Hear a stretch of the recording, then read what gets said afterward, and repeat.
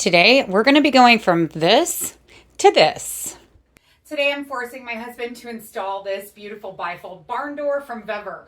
In this video, we're going to show you what comes in the box, demo it for you, and then give you our honest opinion.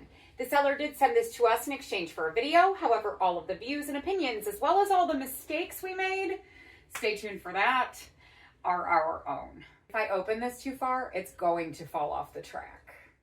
But I'll tell you why, so you don't make the same mistake. It comes in packaged really nicely to protect it during shipping. This is going to require quite a bit of assembly. You can see that everything is packaged really nicely in bubble wrap. I already unwrapped this one. And then there are some additional components in this box, like the hardware, the tracks, and then you have the bolts here with the Allen keys and the instruction manual. They provide Allen wrenches, but we would definitely recommend using a drill.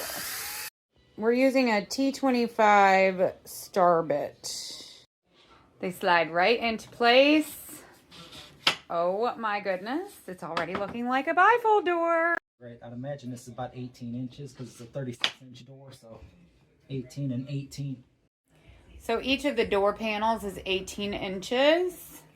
We have one door side complete, and it only took us about 5 minutes. They give you these nice little stickers to cover the holes on the side of the door. For the next step, you're going to need some additional tools like a level, a wrench, a tape measure, a drill, a pencil, and a chalk line.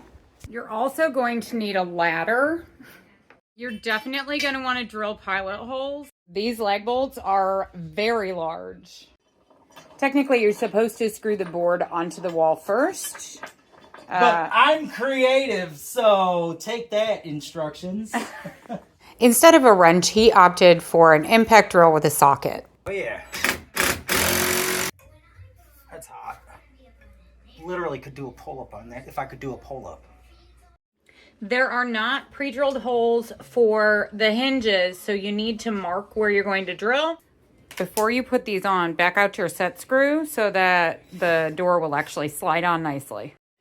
We installed these backwards, so make sure that the long part is on the side with the arrow. Those should be on the outside. Oops. Make sure when you are measuring that you're leaving enough space on the ground for the pin and you're leaving enough space on the top for the door to actually connect with the track. We had to move it because it was too low. This one missed the header, so we're going to use one of the anchors that they provide. Take two. You probably don't have this issue, but we had to get creative and use a board on the floor because we have concrete floors. And now for the finishing touch, the handle. I was going to say, what time is it? It's handle time. Oh. There is a hole in one of the wheels, and that needs to be on the stationary side so that it doesn't rock and roll and slide off the track like you can see that side is doing, because that is our stationary side.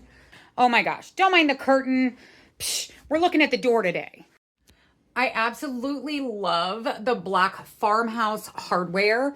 The handle is really thick and big and made of metal. The hinges are also black to match the Farmhouse style.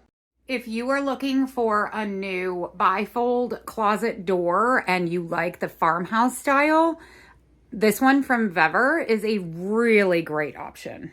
And it was easy to put together too.